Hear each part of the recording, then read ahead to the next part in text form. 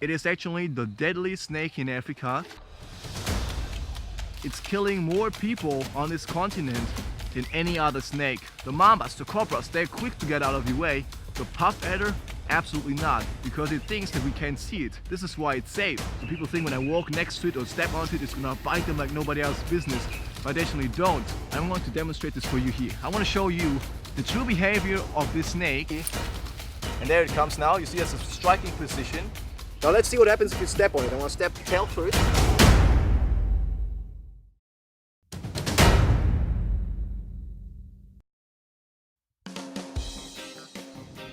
Africa's home to some of the world's most fascinating animal species, but also home to some of the most misunderstood. In this episode, we explore South Africa to introduce you to the deadliest snake on the entire continent, the puff adder. Our mission is to find us one of those notorious puffies and find out firsthand what exactly makes them so deadly and how we can avoid any conflict with this species so both people and the puff adder can stay safe. Interesting find here, check this out. It's like a bird's nest from the weaver bird. See this one here is like an old one, fell down from somewhere here. Very, very interesting structure. Check this out. So actually the males will build these to attract females. So when they like the house, they're going to accept it. If they don't like it, the male's basically just losing interest in this one. It's just falling down. Really interesting structure. So here it goes in, it's like a snail almost. You see that? Beautiful. Look how they just made this.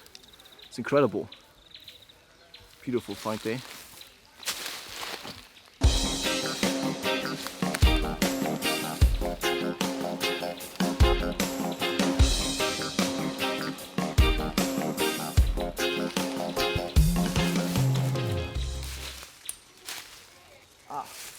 Here again.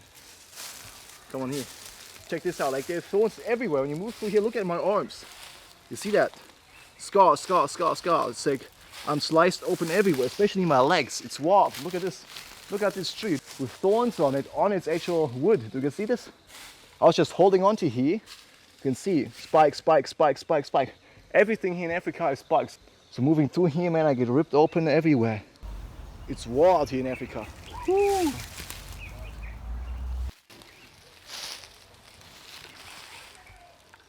And you also find plastic everywhere. Have a look at this. What a shine. Goes right in here.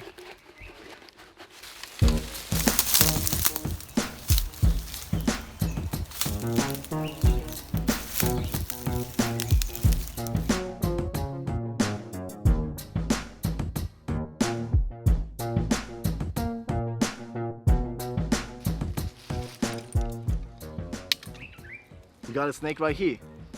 Check this out. Try to find it. Don't zoom on it. They should try to find where the snake is at. Try to find it. This is an excellent example of camouflage of this species right here. I'm gonna show it to you right now. It's right there. This one right here is the legendary puff adder. I'll put this out here for a second to my grapstick there. Look at the camouflage of this one. Absolutely magnificent. Do you see this? Look at the camouflage of this snake out here. You don't even see it. Now this is the perfect ambush predator. I'm gonna get it back into a better position here, so I can put it like right there. I think that would be good. Come on, buddy. Ooh. Here we go. Put it down here nicely, like that. Okay. So this right here is the perfect ambush predator. And what they will do, they will oftentimes lay like this in such a position for days, not even moving, because they think that their prey actually comes to them. So you can see the color. This one doesn't get out of your way. The mambas, the cobras, they're quick to get out of your way. The puff adder, absolutely not, because it thinks that we can't see it. This is why it's safe. Now when it comes to the puff adder, it is actually the deadliest snake in Africa because it's killing more people on this continent than any other snake. And the reason not being the camouflage, a lot of people think that when you walk through the bush, this snake is like a landmine. It's absolutely not. Some people think when I walk next to it or step onto it, it's gonna bite them like nobody else's business, but they actually don't. We have the grab stick here, and I'm going to demonstrate this for you here. I want to show you the true behavior of this snake so that you can walk to Kruger National Park or wherever you are and not feel threatened of this snake, because they're not a landmine. And I will also reveal the reason why the snake is killing more people than any other. It's not because you step on it. It's not because it's waiting for you to come close to it and then just strike. No. So this is like a stick. All snakes are deaf. That means that they cannot hear us, but they sense vibrations on the ground, and they also use visual identification. So I will not use my own foot, obviously, because you can see I'm wearing boots. And even though I'm wearing boots, I'm not safe. The snake has 2 centimeters, sometimes up to 3 centimeter long venom fangs. And they go through my boots like a hot knife through butter. Now, I'm going to use this grab stick to bounce on the ground just as like I would do when I was walking through the bush. And the snake will definitely pick that up, and we'll see what it does. Alright, didn't strike. Maybe I was just lucky. So let's walk back.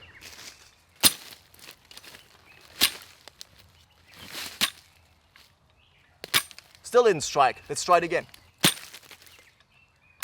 Next to the head.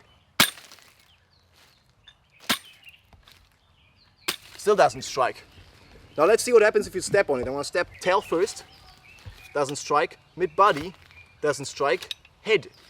Doesn't strike. Mid-body again. Doesn't strike. So that just shows you that this snake right here, and there it comes now. You see that's a striking position. My name is Lars, aka LB, and I have a very important message to all of my viewers. I am a reptile expert, venomous snake handler, and I'm a trained professional. Still, I'm far from being safe. When dealing with wild animals, anything can happen at any time. I urge all of my viewers to never try to approach or handle any potentially dangerous wildlife. Please don't copy or reenact anything you see here on LB Wildlife. And that's a defensive behavior. So I basically stepped on it 4 times. I was walking past by 3 times. And now it only gets in a defensive position. It didn't strike once. And I would promise you, or guarantee you, that even if I step on it again, it will not bite. Let's see what happens. I bite it again, still doesn't strike. Head again, still doesn't strike. Still doesn't strike. So you see, the puff adder is far from being a landmine, but they are a very shy snake. And they rely on their camouflage. They don't move because they think that you cannot see it. This is why they're safe. And the name puff adder actually comes from the puffing of the throat. So you might be able to just hear that as I just stepped on it with the stick here. So it was just like, it was inflating itself. It's like a warning sign. That's what I call it, the puff adder. Now if you do get bitten by this species here, the venom is actually called cytotoxic. So it's a cell-destroying venom. And that basically, let's say I would be bitten in my arm here, like all the cells would be destroyed, even bone will be deteriorated. Now the way that people die from the snake is because either of bacterial infection, because you're gonna start to get rotten all over the place. Your arm will start to swell, first of all, 3 times the size of normally, and then flesh will just start to fall off of your arm. So it's extremely painful, like really painful, and you will get really bad bacterial infection into it. And the second way some people die is because of shock, because they start to see their own bones basically. But now the question still remains, how or why do they bite like such a big amount of people if they don't even strike when you step on them? The reason really are the people, because they think that this snake right here, as you see, it's fat. It doesn't move. So they find it in their garden, in their yard, on their property, and they think it's a fat snake, it's a lazy snake, and they can easily be a hero, and for the camera they can come and neck it behind the head, pick it up, or they try to kill it, or they try to put like hot water on it to get it to move out of the yard. And that is where they will get bitten, because the snake will then defend itself. So if I would try now to neck it behind the head, or I would take a stick and really hurt it and really try to kill it, then I will get a bite from the snake. So if you believe it or not, all those bites and all the fatalities, 95% of them are basically contributed by the people themselves, because they do not leave these snakes alone. So what you should do when you see a snake like this in your garden is actually call a professional snake catcher, and then they will basically relocate the snake to a place where it is safe for both the snake and humans. So again, it's not a crazy snake, not a one that tries to kill us, as you can see. And this is not a dead snake. You saw it moved. It's not a trained snake. It's not used to this. This is like a wild snake, and that is their true behavior. You can try this with every puff adder that you come across. Unfortunately, there are not like 5 specimens here left, so I would try with everyone to just show you that is the true behavior of the snake. They're not a landmine, they really are not. And this is why when you walk to Kruger National Park, a lot of people, they actually tell stories of walking through this environment, stepping on something soft, they turn around and they look, and then they see, oh, that was a snake, and it didn't even bite, because they don't do this. Now, if you look at the tail here, I want to show you this.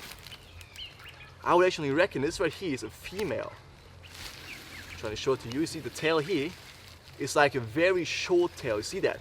It's like about the cloaca right there, and then a very short tail. And that's actually typical for females. Males, they have like a much longer tail.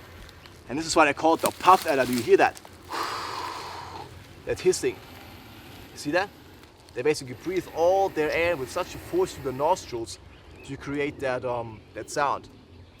And also an interesting fact about the puff adder is that they're actually giving birth to live young.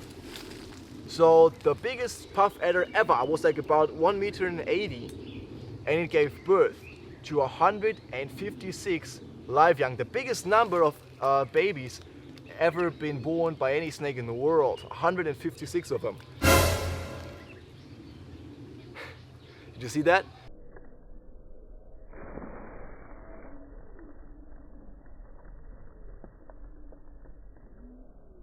There was like a strike right there. Interesting. They actually also have an incredible strike range. This is why you can see me having such a distance from the snake. I'm not coming any closer than about 50-60 centimeters from the snake, because you can see striking position. If it wants to strike, and I'll be right here, you'll be able to strike. It will be able to get me here in one single strike. They oftentimes flip themselves off the ground, fly through the air, and then they just hit their target. And this snake right here, as I said, it's not a fat snake. It's not a lazy snake. In fact, it is the fastest striking snake on the planet. They strike with such velocity that you cannot get out of your way. In fact, the camera here is not even able to film a strike, because they strike within 0.25 seconds. That means lunging forward, getting the fangs in, injecting venom, and going back to starting position. So, if it wants to, it can deliver 4 bites in just 1 second. It's absolutely wild. So this is not a fat snake, not a lazy snake, it's all muscles, like the Arnold Schwarzenegger of the snakes. Powerful striker, absolutely explosive snake, and not an aggressive one, not an evil one. It just tries to stay alive, and we have to respect that. The beautiful, magnificent puff adder. Whoo, beautiful one. So now the last thing I want to point out here, I'm actually just scared. Look at them. They're what we call keeled scales. So they don't really shine, they don't reflect the sunlight, they quite absorb them actually. So that gives them like an even better camouflage, because actually the shine of a snake's scales is like a very good way of detecting it in the wild. And even the head, the viper species, very typical, very small scales. Unlike the elapids or the colubrids, they have very small scales on their head, also all keeled. Beautiful one. The legendary puff adder.